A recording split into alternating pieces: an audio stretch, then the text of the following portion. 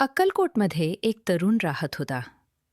बाहेरून मोठा आत्मविश्वास, पण आतून फार तुटलेला.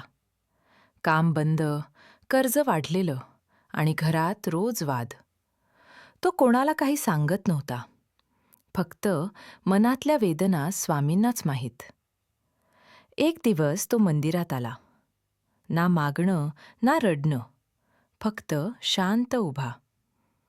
स्वामी समर्थांनी त्याच्याकडे पाहिलं आणि अचानक म्हणाले, जो बोलत नाही त्याचं ओझं जड असतं. तो तरुण हादरला. स्वामी पुढे म्हणाले, मागायला शब्द लागत नाहीत, श्रद्धा पुरेशी असते. त्या दिवसानंतर हळूहळू सगळं बदलू लागलं.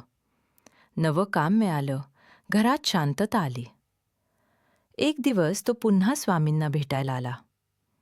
स्वामी फक्त एवढंच म्हणाले, मी तुझं ऐकलं होतं, तू मनातच बोललास. बोध. स्वामी समर्थांना शब्दांची गरज नसते. मनातली श्रद्धा पोचली की कृपा आपोआप उतरते.